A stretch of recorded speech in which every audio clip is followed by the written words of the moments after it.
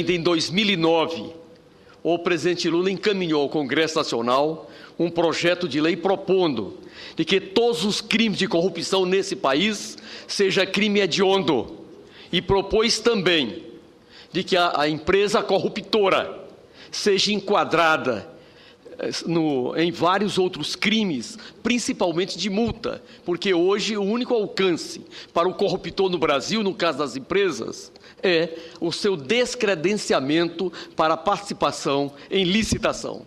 Esse projeto ficou de 2009 até maio de 2013, ou seja, 4 anos, indo para 5 anos, na Câmara Federal. Felizmente, há 15 dias atrás, a Câmara aprovou, veio para o Senado Federal, está na CRE, na Comissão de Relações Exteriores, aguardando a designação de relator. E eu sou um daqueles, senador Aníbal Diniz, de que nós deveríamos, os 81 senadores, respeitando o clamor das ruas contra a corrupção, que assinássemos a urgência para ele vir direto ao plenário. E aqui nós possamos fazer o grande debate, os ajustes, se porventura entender que são necessários, mas não vamos deixar de assumir a nossa parte. Desde 2009, o projeto de lei que enquadra todos os corruptos do Brasil em crime hediondo está na casa. O projeto de lei que trata do corruptor como também responsável nesse processo está na casa, e cabe a nós fazermos a nossa parte. Acredito que com o clamor das ruas agora se cria um consenso mínimo para que possamos andar mais rápido com esse projeto. Quero também registrar, senhor presidente, senador Aníbal, de que em 2006 o presidente Lula teve a ousadia de propor uma mini constituinte para tratar da reforma política. Naquela época, grande parte dos meios de comunicação que hoje estão favoráveis, felizmente, disseram que o presidente Lula queria dar um golpe de Estado, a exemplo da Venezuela. E aí nós tivemos que retirar da agenda o plebiscito da reforma política. E dizia o presidente Lula de que sem constituinte específica não tem reforma política, porque a reforma política é cortar na carne daqueles que estão disputando o processo eleitoral, e principalmente os que foram eleitos. E cortar na carne não é com aquele de outro partido, é com os seus concorrentes do seu partido ou da sua coligação.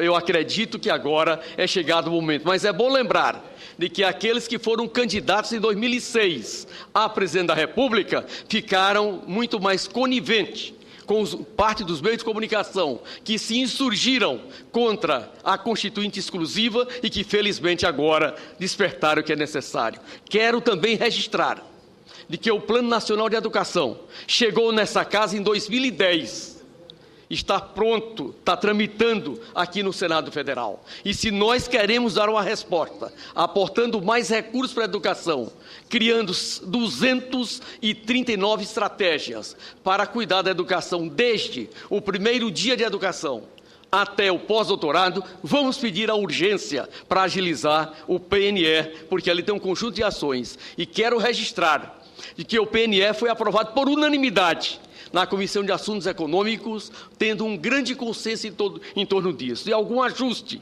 que for preciso ser feito, que façamos aqui no plenário, mas que não ficamos prendendo o Plano Nacional de Educação, sob pena de não ter uma sintonia estreita com as ruas. Tinha muito mais outras coisas a ponderar, mas eu sei que o tempo de Vossa Excelência, a aquiescência do nosso senador Pedro Taques e a bondade do nosso presidente, vou deixar para amanhã fazer um debate mais aprofundado. Muito obrigado. Obrigado, senador José Pimentel, nosso líder do governo na casa. As informações que Vossa Excelência traz enriquecem extraordinariamente essas minhas reflexões, principalmente porque Vossa Excelência já traz propostas concretas que são desafiadoras para o conjunto dos senadores, e acredito que a partir desse apelo feito por Vossa Excelência, certamente todos os senadores vão assinar o pedido de urgência para apreciação desse projeto que há 5 anos tramita na Câmara e que agora entra no Senado, propondo a transformação do crime de corrupção em crime hediondo. E agora ouço ao senador Pedro Taques, que também tem proposta nesse sentido. Me permita, o senhor disse que ainda está frio. Perigoso está igual cadáver, muito frio, né? Aquele que está morto está frio. Está frio. Eu prefiro o quente que o frio. Muito bem. O senador Pimentel fez referência ao projeto de lei do ex-presidente que foi apresentado, que transforma a corrupção em crime hediondo. Em 2009, 2010, 2011, 2012, 2013, metade do ano, 5 anos, faltou vontade política. Não interessa quem é o pai da criança. Nós queremos saber a criança crescendo. A criança crescendo. Por que este projeto não foi aprovado? Porque faltou vontade política. E a base é a maior base da história do Brasil. Por que não se aprovou? Esse é o primeiro ponto. A Constituinte Exclusiva, em 2006, existe uma proposta de emenda do deputado Amílio Teixeira, do PDT, também de 2007, e não foi aprovado. Falta vontade política. Não interessa quem seja o pai da criança. Isso não interessa. O que interessa é que nós possamos fazer surgir aqui a vontade política. E, com todo respeito, essa vontade política não existe aqui, a não ser que a porta esteja arrombada. Aí, cada um vai ficar preocupado com o seu. Aí todos vão votar de afogadilho, com pressa. Infelizmente, é assim que funciona, mas não deveria funcionar assim. Ninguém ainda entendeu, senador Aníbal, o que está ocorrendo aí fora. Ninguém pode ter a pretensão, a veleidade de entender o que está ocorrendo aí fora. Agora, algo está ocorrendo. E nós não podemos ficar aqui pensando, dando milho aos pombos. Não podemos ficar isso. Nós temos obrigações constitucionais. Perfeitamente, senador Taques. Concordo com Vossa Excelência de que vontade política tem faltado para as votações mais importantes, para as decisões mais importantes nessa casa.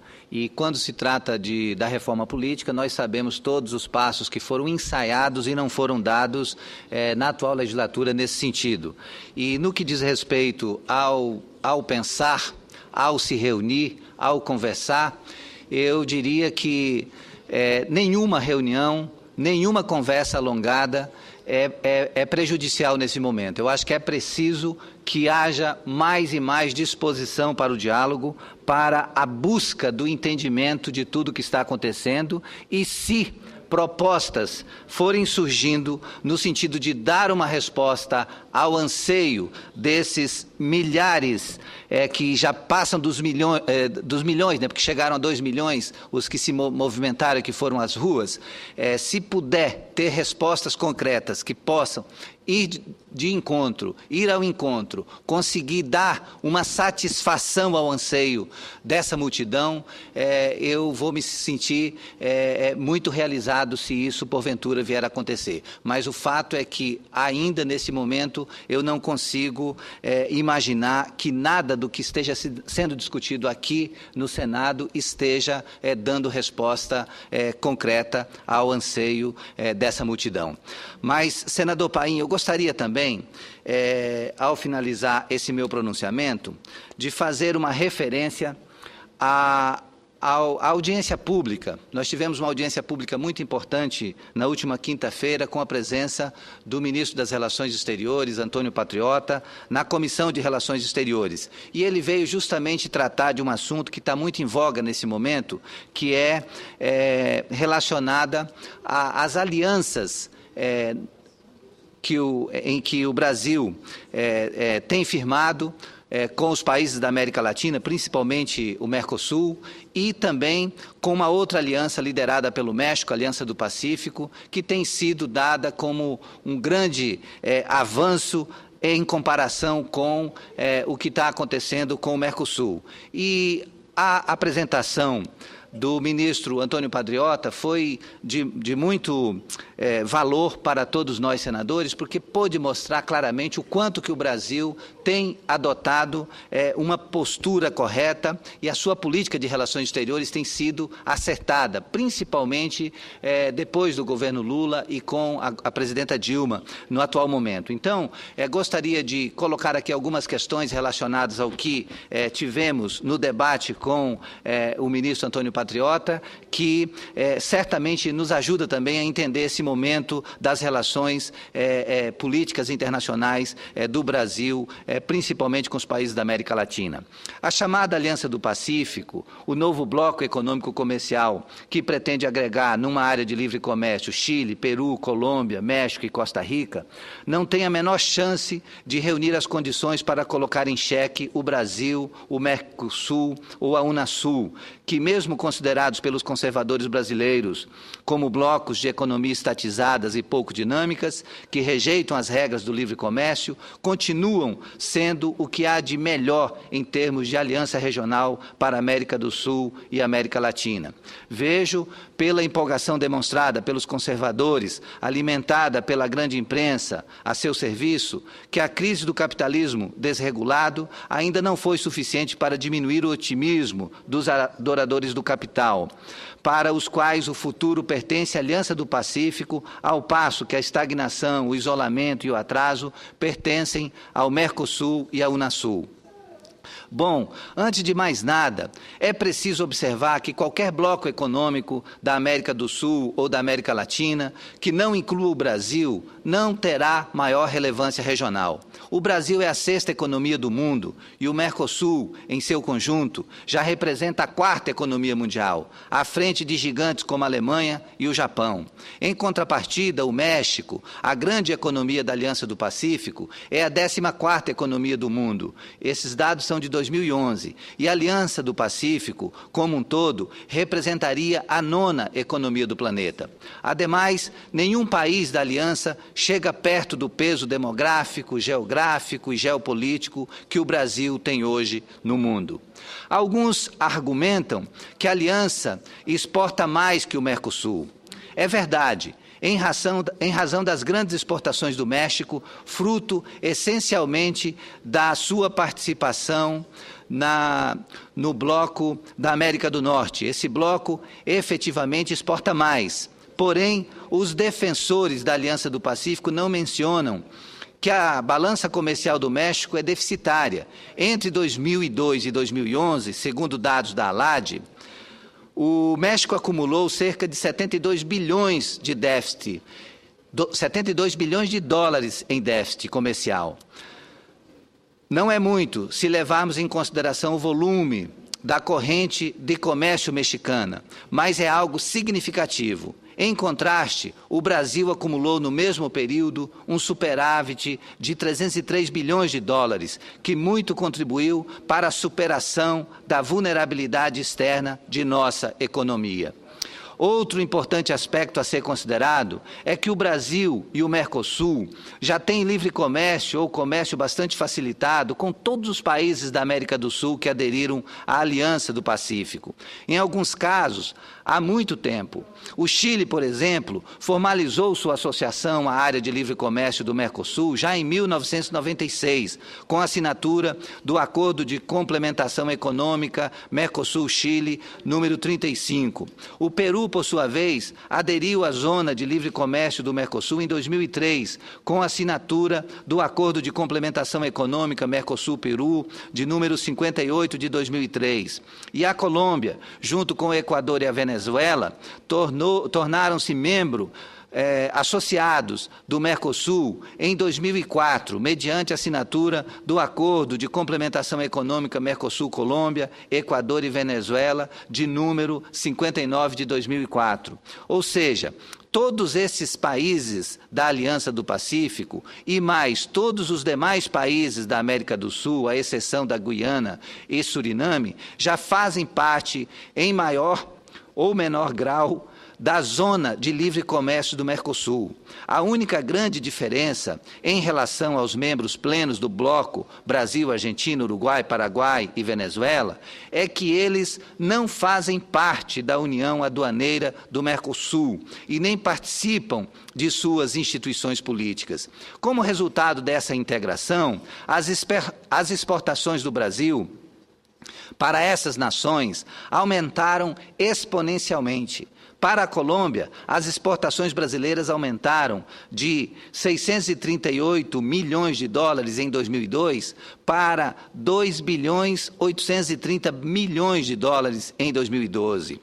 Em relação ao Peru, nossas exportações subiram de apenas 438 milhões de dólares em 2002 para 2 bilhões e 400 milhões de dólares em 2012.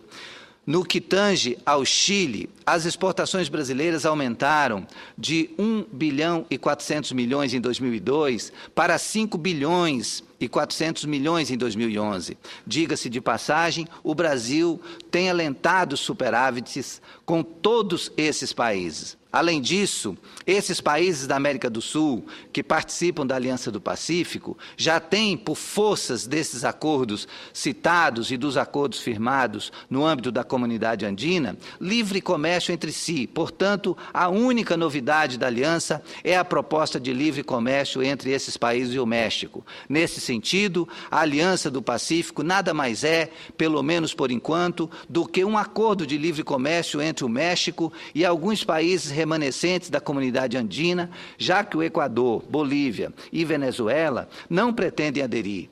Não se pense, aliás, que a Aliança do Pacífico vai conseguir acesso facilitado ao mercado norte-americano. Qualquer acordo com os Estados Unidos terá de passar pelo crivo draconiano do Congresso norte-americano, que exigirá dos países da Aliança bem mais do que o livre comércio. Em relação ao México, o Brasil firmou o Acordo de Complementação Econômica número 53, ainda em 2002. Tal acordo, embora menos ambicioso que os demais citados aqui, estabeleceu preferências tarifárias em cerca de 800 itens da pauta exportadora. Ademais, o Brasil e o México firmaram também em 2002 o Acordo de Complementação Econômica número 55 de 2002, destinado unicamente a estabelecer um maior intercâmbio comercial de automóvel. Por conseguinte, a Aliança do Pacífico não tem nenhum impacto significativo sobre a realidade econômico-comercial da América do Sul e da América Latina, e nem sobre o Brasil e o Mercosul, a não ser que os demais países da região abandonem o Mercosul, coisa altamente improvável. Ela não representa ameaça real ao Brasil e ao autêntico processo de integração. Seu impacto maior é apenas político-ideológico. Ela representa simbolicamente a aposta estratégica e incondicional do livre-cambismo como solução mágica para os problemas econômicos e sociais de nossa região. Com a crise do capitalismo desregulado, essa pauta já deveria estar definitivamente enterrada, mas, como a fênix, ela ressurge teimosamente das suas próprias cinzas para enganar os incautos. E o ministro Antônio Patriota foi muito preciso quando disse que a Aliança do Pacífico é muito boa de marketing, tem feito uma propalação das suas ações muito além daquilo que verdadeiramente está acontecendo. A Aliança do Pacífico não é uma ameaça para o Brasil, não é uma ameaça para o Mercosul, e ainda assim nós temos posições muito, digamos assim, empolgadas de alguns com seu típico complexo de vira-lata, achando que os acordos feitos pelo Brasil não são os bons e que os melhores acordos estão sendo firmados pela Aliança do Pacífico. Relativamente a esse assunto, é interessante cotejar a experiência recente do México com a do Brasil. O México, além de aderir ao acordo inteiramente assimétrico do NAFTA, já em 1992 firmou nada menos do que 32 acordos de livre comércio. Trata-se do país campeão em livre comércio, o que mais celebrou acordos desse tipo em todo o mundo. Se os teóricos do livre-cambismo estivessem certos, o México seria a economia mais dinâmica e inovadora do mundo. Contudo, os resultados efetivos são, para dizer no mínimo, duvidosos. Após um período inicial de euforia com os novos investimentos norte-americanos e com o grande aumento do seu comércio internacional, principalmente com a criação de empresas maquiadoras na fronteira com os Estados Unidos, os inevitáveis efeitos negativos da integração, tão assimétricas com a maior economia mundial, se tornaram cada vez mais evidentes. evidentes. No campo industrial, houve grande esfacelamento da estrutura produtiva nacional. Muitas empresas mexicanas não conseguiram sobreviver à concorrência da produção industrial dos Estados Unidos, e as que conseguiram foram, em boa parte, compradas a baixo preço por grupos econômicos norte-americanos. E isso aconteceu de modo especialmente intenso na outrora pujante indústria têxtil mexicana, que passou a orbitar a cadeia produtiva dos Estados Unidos. Na área agrícola, houve a geração de notável insegurança alimentar. O México, que era exportador de grãos no período pré-NAFTA, passou a importá-los dos Estados Unidos em sua quase totalidade. Tal processo de destruição das culturas agrícolas se deu, inclusive, no que tange ao milho, base da alimentação e culinária mexicana. Hoje em dia, o milho utilizado no México é quase todo colhido nos Estados Unidos, que subsidia fortemente a sua produção, embora a agricultura mais moderna e irrigada tenha sobrevivido à agricultura familiar, foi muito afetada. Ademais, houve fragilização da proteção jurídica ao meio ambiente e precarização das relações trabalhistas em virtude dos privilégios concedidos aos investidores norte-americanos no capítulo sobre investimentos do NAFTA. A consequência mais relevante foi, contudo, o aumento das desigualdades regionais e sociais no México. Houve poucos ganhadores mexicanos com a integração aos Estados Unidos da América e com os demais acordos de livre comércio concentrados, principalmente no norte do país. As demais regiões, principalmente a região sul do México e a grande massa dos trabalhadores urbanos e rurais mexicanos, não se beneficiaram da mesma medida como se esperava. Na realidade, ocorreu significativo incremento das assimetrias regionais e sociais, impulsionado pelos efeitos econômicos desagregadores e destruidores da integração aos Estados Unidos. Estudo feito pelo Banco Mundial em 2007 mostram que, das suas conclusões, mostram cabalmente que os efeitos da inserção internacional do México ao longo do NAFTA foram significativamente regressivos. Ademais, a economia mexicana tornou-se ainda mais dependente da economia dos Estados Unidos, dependência que não foi revertida com a assinatura dos demais acordos de livre comércio. Com a crise que afetou profundamente a economia norte-americana, o México praticamente não cresceu em 2008 e em 2009 seu PIB caiu quase 7%. Nos primeiros 10 anos deste século, o PIB per capita do México cresceu apenas 12%, bem abaixo do que cresceu no Brasil, que foi de 28%. Na realidade, o México só superou nesse cômputo a frágil Guatemala, o país que menos cresceu em toda a América Latina, com base nesse parâmetro específico. O recente crescimento do México, obtido graças essencialmente ao afluxo de capitais especulativo, não muda esse quadro estrutural. Então, senador Paim, para concluir esse pronunciamento, só tenho a afirmar que a exposição do ministro Antônio Patriota durante a audiência pública que tivemos na última quinta-feira na nossa Comissão de Relações Exteriores foi uma exposição muito esclarecedora no sentido de mostrar que a aliança que o Brasil tem com o Mercosul, com os países que integram o Mercosul, é uma aliança que vem dando certo porque as exportações do Brasil só aumentaram e isso tem contribuído significativamente para que o Brasil continue estável, apesar de toda a crise, apesar de todas as dificuldades enfrentadas, é um país que tem, nas suas relações exteriores, tirado um proveito importante para o Brasil e para todos os brasileiros. Nesse sentido, senador Paim, eu concluo as minhas palavras pedindo a gentileza de Vossa Excelência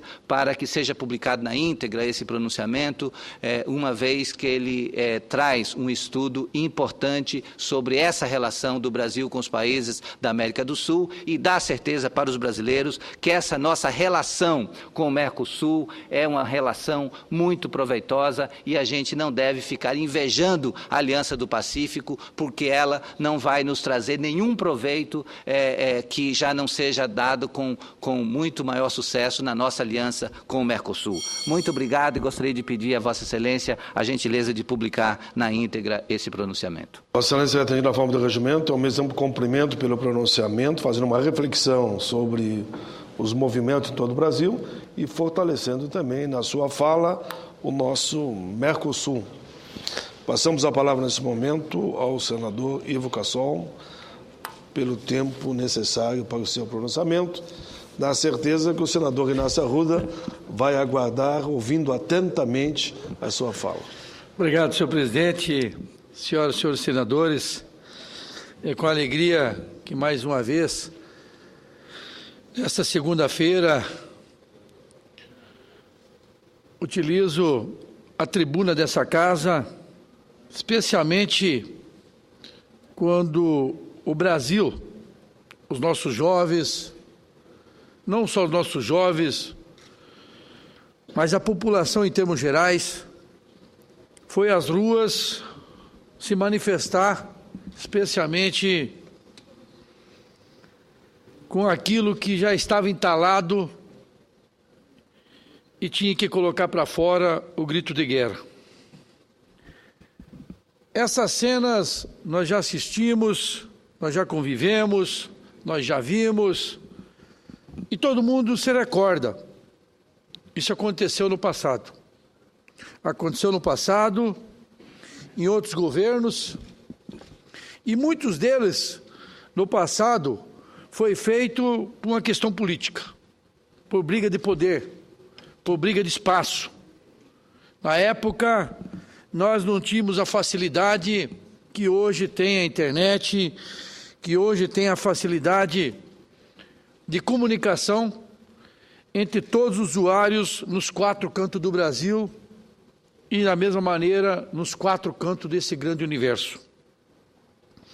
Ao mesmo tempo que essas pessoas estão se manifestando, estão reivindicando, estão gritando, com tudo aquilo que, na sua concepção, tem deixado a desejar em várias áreas. Começou, na verdade, pelo transporte coletivo urbano, se alastrou em outras áreas, e muitos também que fizeram e estão fazendo essa manifestação e que continuam fazendo, quando ela é ordeira, ela é pacífica, ela traz a esperança, especialmente quando tem a paz.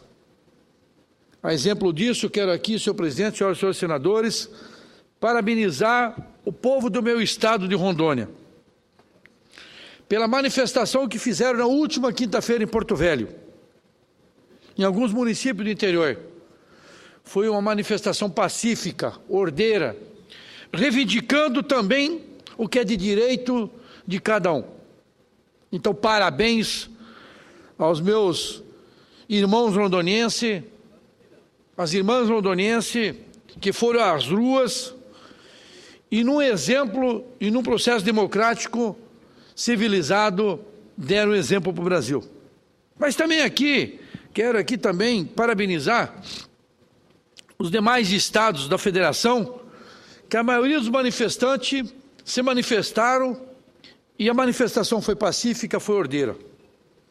Em contrapartida, dentro de toda manifestação, infelizmente sempre aparece às vezes alguns arruaceiros, alguns bandidos, assaltantes, criminosos, que se utiliza de uma manifestação pública em busca dos seus direitos, em contrapartida, alguns fazem o que fizerem a nível nacional, depedrar o patrimônio público, mas não é só isso. Também saquear os comércios, saquear as casas, saquear como aconteceu em algum lugar. E quero dizer mais.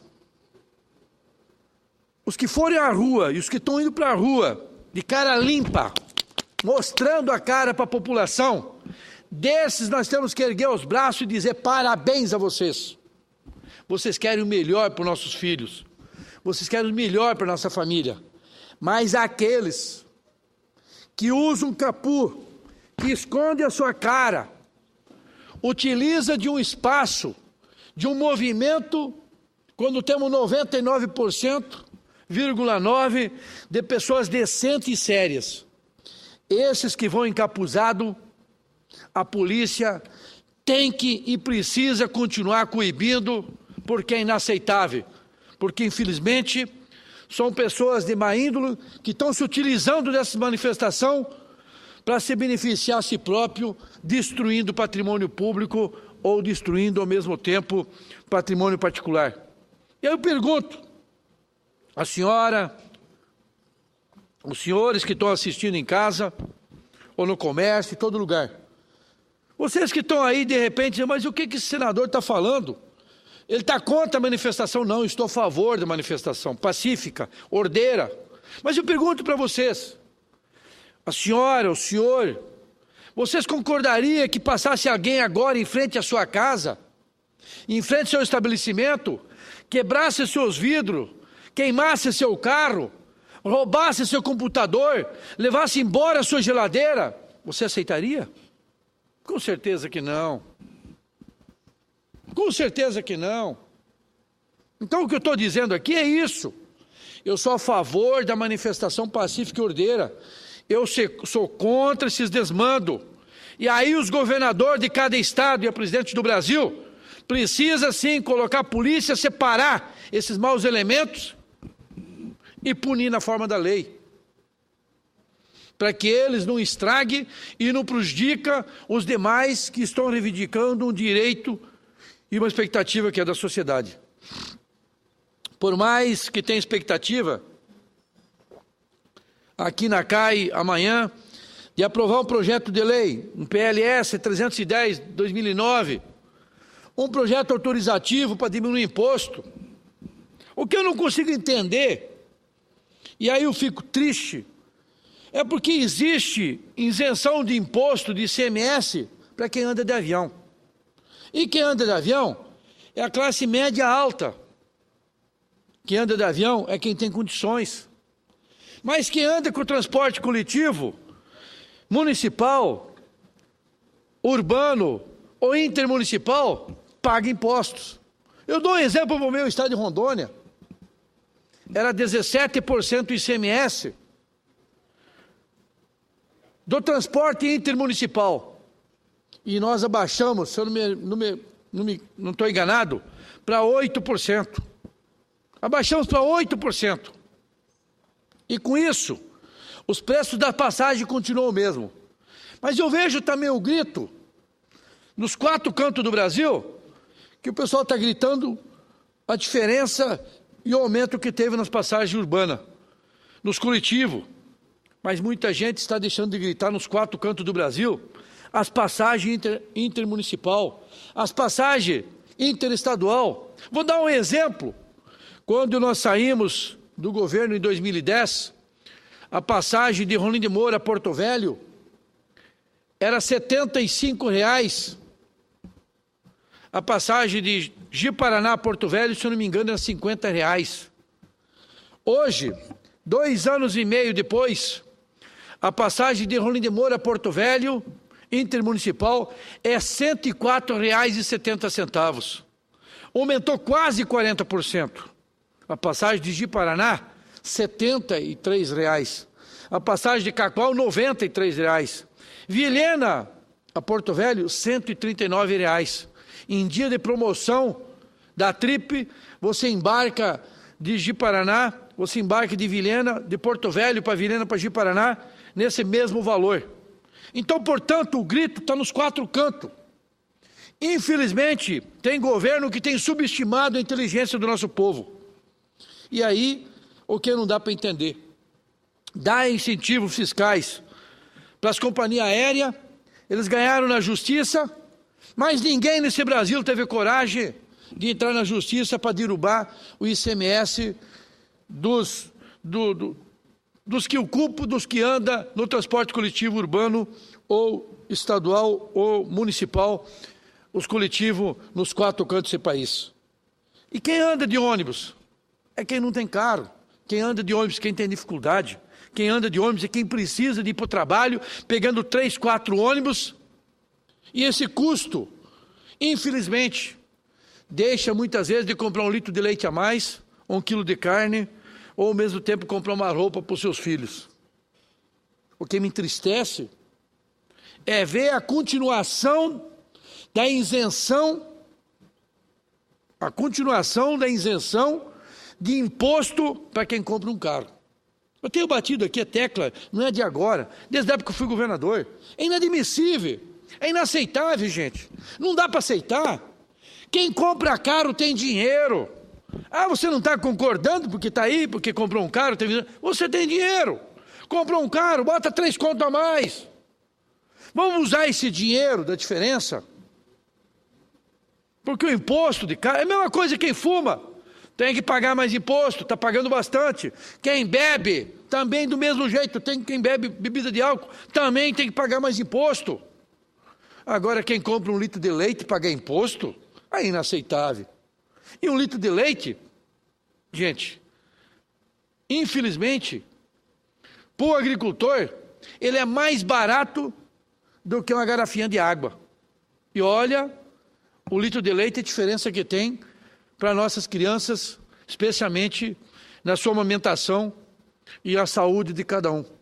Então tem coisas que acontecem no país que nós não podemos pactuar, nós não podemos aceitar, nós não podemos admitir, mas infelizmente estão aí. Estão aí perpetuando. Olha, mas nós temos que gerar emprego, nós temos... A indústria automobilística, ela não para, senhor presidente, senhores e senhores senadores. A indústria automobilística continua produzindo. O que nós não podemos e não aguentamos mais é esse gargalo que vive os grandes centros. Nós não temos dinheiro para infraestrutura urbana. Nós não temos dinheiro para a saúde. E aí dá isenção para quem compra um carro. Quem tem 30 mil tem 33 para comprar um carro. Agora eu sou a favor, sim, de nós praticar juro para quem compra carro, não de 0,9% ao mês, não de 0,7% ao mês. Juro, sabe de quanto?